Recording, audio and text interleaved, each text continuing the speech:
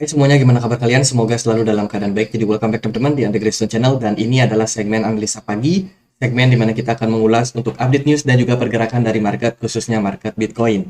Teman-teman, hari ini kita berada di tanggal 9 Desember 2023, masuk weekend. Happy weekend buat teman-teman.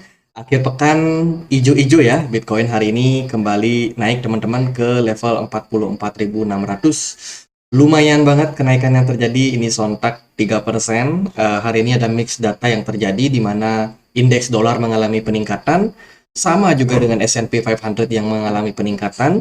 Bitcoin dan kawan-kawan juga mengalami tren rally, teman-teman. Tapi XAU atau emas justru terkoreksi cukup dalam.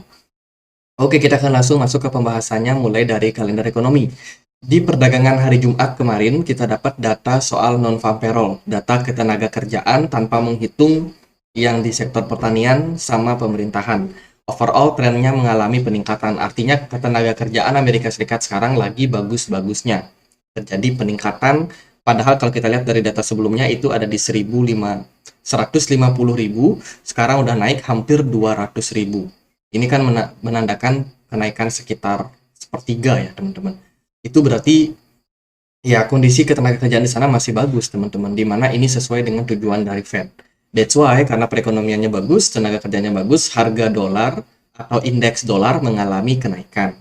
Kemudian kalau kita lihat dari data yang lain juga ada Michigan Consumer Expenditure atau Expendation ya, kalau kita lihat dari trennya ini juga sama-sama mengalami peningkatan. Unemployment rate di perdagangan kemarin mengalami penurunan dari 3,9% turun menjadi 3,7%. Data pengangguran, teman-teman. Artinya penganggurannya turun, tingkat ketenaga kerjaannya meningkat. Good news untuk dolar. Di perdagangan hari ini kita akan dapat beberapa data, ya closing biasanya sih untuk hari Sabtu, nggak terlalu gimana-gimana. Datanya ada spekulatif net position untuk CFTC buat mereka yang trading option biasanya udah close ya teman-teman. Kemudian akan ada rilis data soal CPI dan juga PPI untuk China. Nah, data dari China ini kadang-kadang bisa mundur, teman-teman. Jadi kita nggak tahu apakah rilisnya akan ada di hari Sabtu ini. Dari market kripto, teman-teman, ada beberapa news. Aku sedikit mau promosi ini, portal ngadain semacam presale ya. Jadi portal ini kita udah posting sebelumnya di komunitas Telegram, teman-teman. Co-founder Rockstar itu join sama Portal Coin. Nah, buat teman-teman yang nggak tahu siapa Rockstar, Rockstar itu adalah developernya game GTA, Grand Theft Auto. Ya, teman-teman, mungkin teman-teman tahu tuh permainan apa ya, kayak SIM gitu. Jadi GTA kita bisa mainin misi. Nah, buat teman-teman yang suka main PS, Xbox atau game PC pasti tahu lah GTA.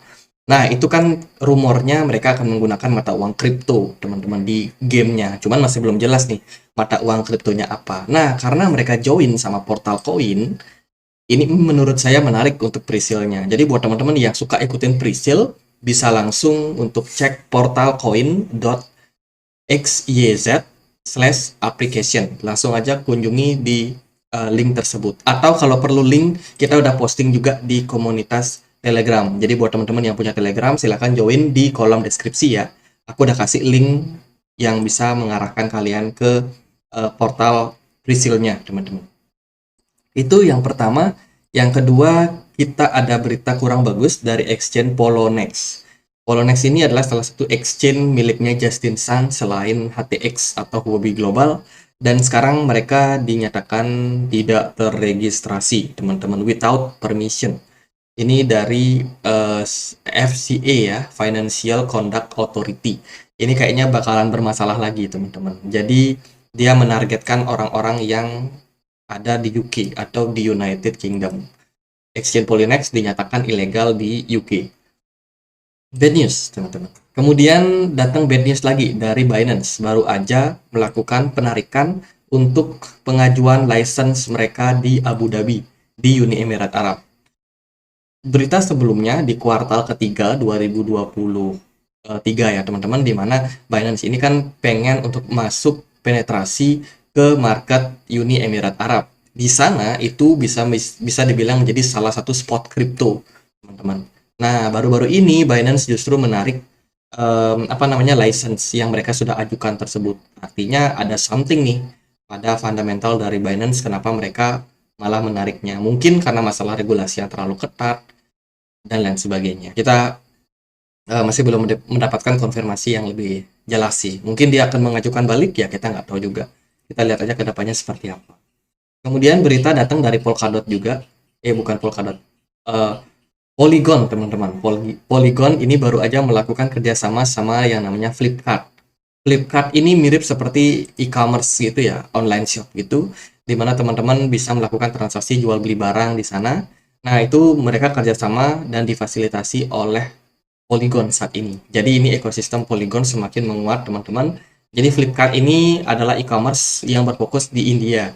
Ya, sudah sekitar 2,5 juta pengikut di Twitter. Jadi bisa dibilang besar juga nih untuk market yang dimiliki oleh Flipkart. Semoga ini bisa menjadi sentimen bagus untuk Polygon Matic yang hari ini tampaknya lagi dalam performa yang bagus ya. Matic hari ini udah naik sekitar 7%. Ada di kisaran harga 0,9. Jadi udah mengalami kenaikan karena ada sentimen positif. Kemudian ini yang banyak yang nunggu-nunggu, Layer Zero kapan ngadain airdrop. Baru aja Layer Zero confirm bahwa mereka beneran bakalan distribusi dan juga boosting ekosistem yang mereka sudah punya. Layer Zero adalah salah satu project dari Binance Lab, teman-teman, didanai oleh Binance Lab ya. Dan ini sudah banyak banget yang nunggu. Kapan nih Layer Zero ngadain airdrop? Dan ini baru dikonfirmasi bahwa developernya mengatakan bahwa mereka memang sempat punya ide untuk ngadain token airdrop dengan tujuan untuk meningkatkan mereka punya komunitas. Kita belum tahu persentasenya berapa, teman-teman, tapi kalau kita lihat dari sini mereka akan siap mendistribusikan airdropnya di April 2024. Jadi ini dikonfirmasi langsung di Twitter, teman-teman. Jadi siap-siap aja tuh, teman-teman, silakan di-follow mereka punya Twitter. Siapa tahu ada momentum untuk teman-teman bisa ikutin airdropnya. Pendistribusian merupakan komitmen untuk memperbaiki dan kami perkirakan akan terjadi di paruh pertama 2024. Tuh siap-siap, airdropnya udah mau rilis. Layer Zero buat yang udah lama nunggu. Kemudian berita yang lain ini datang dari FunEgg. FunEgg baru aja meluncurkan prediksi mereka terhadap kripto.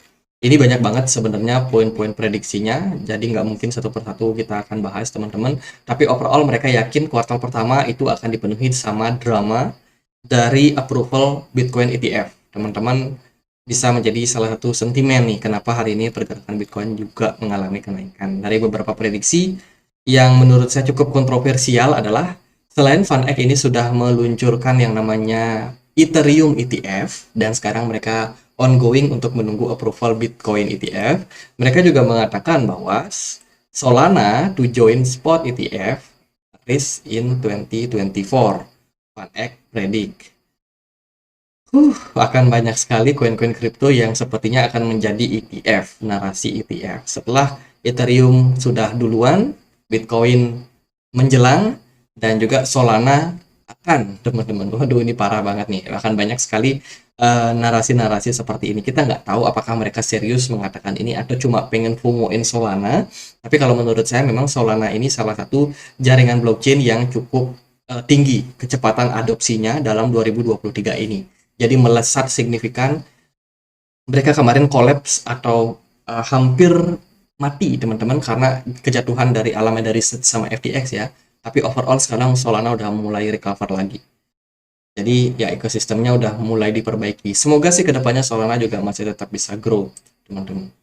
Kemudian ini ada dari WorldCoin, WLD ya. WLD developer ini baru aja mengumumkan bahwa mereka pengen raising fund dengan menjual token WLD mereka untuk humanity. Waduh, mereka jualan token ya, devnya mau jualan token katanya untuk dapetin dana untuk kemanusiaan.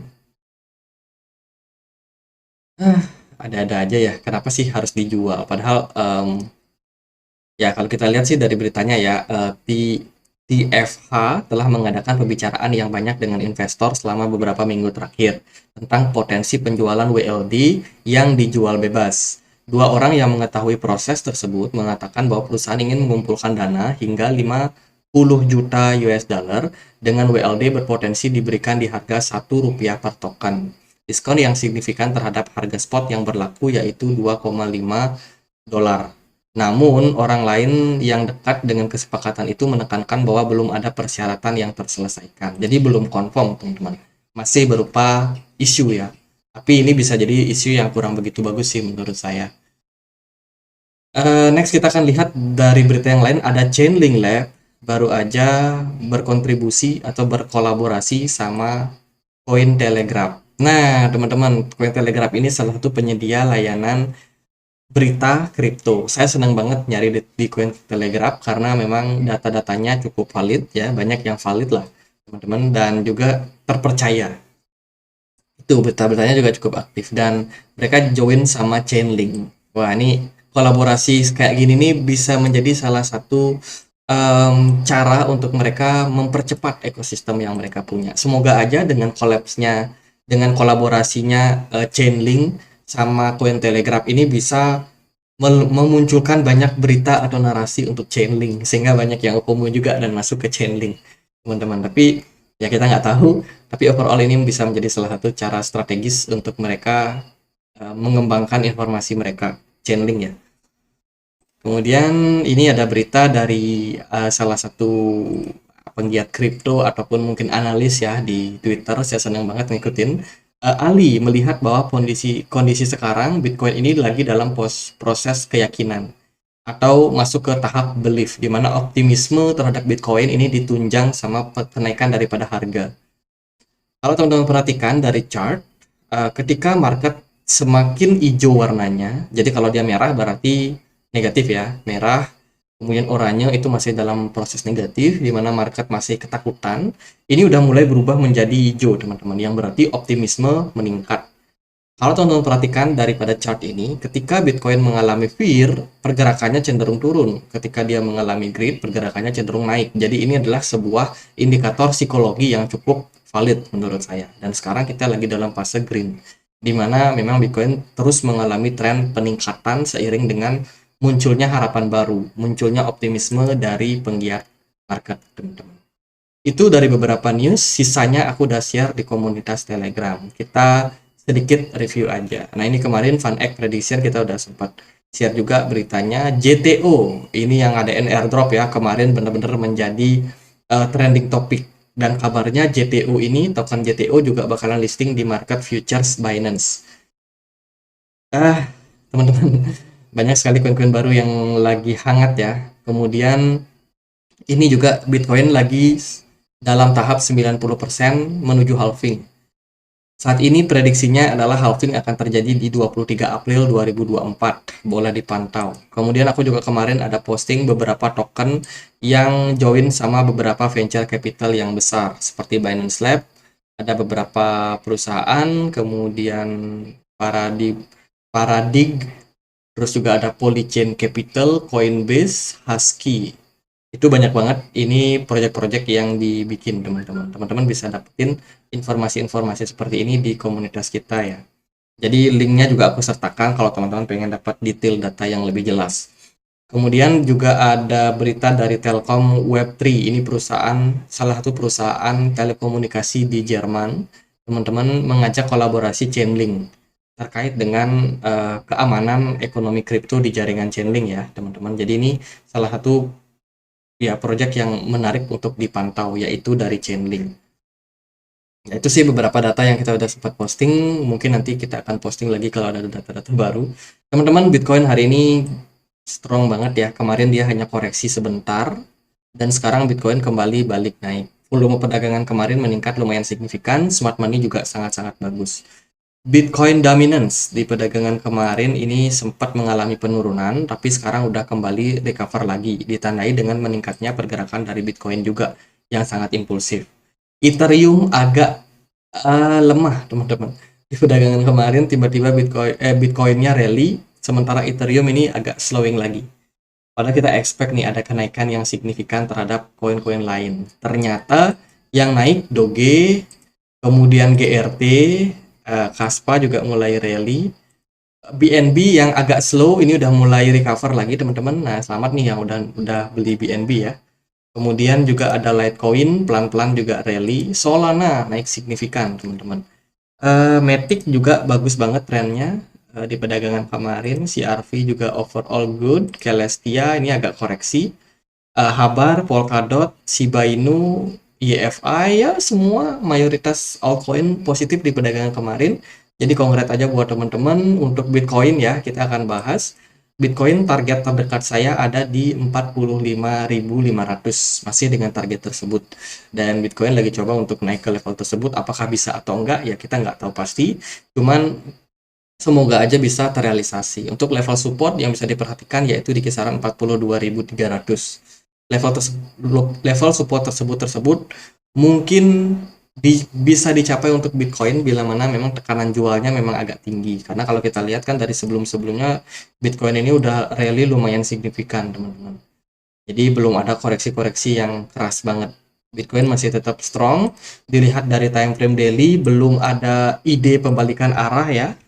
Tren Bitcoin masih cukup kuat, belum ada tanda candlestick pembalikan arah, teman-teman. Dari closing time frame daily hari ini overall masih hijau, tapi kita belum dapat ya closingnya nanti jam jam berapa, jam 7 WIB, teman-teman. Jam 7 pagi baru ada closing, mungkin baru kita bisa melihat indikasi-indikasinya. Tapi dari saya sendiri melihat Bitcoin masih dalam fase korektif, mungkin cenderung flat, teman-teman, yang menandakan bahwa tren bullish ini masih strong, di mana seller belum punya kekuatan yang cukup untuk menekan pergerakan dari Bitcoin. Jadi untuk sekarang koreksi, Bitcoin masih dalam tahap koreksi. Mungkin altcoin bisa memanfaatkan momentumnya, cuman BTC dominance-nya harus turun dulu nih, karena kan kemarin memang sangat-sangat strong. Jadi paling gitu aja buat update kali ini. Menurut saya market masih cukup bagus ya. Teman-teman bisa pantau aja terus Bitcoin sama Bitcoin dominance. Mungkin Bitcoin bisa koreksi dulu, sementara altcoin bisa lanjut rally. Semoga begitu. Oke, udah waktunya kita ngasih makan kucing, teman-teman. Jadi sekian aja videonya ya. Semoga bisa bermanfaat. Dan akhir kata saya Andre, makasih.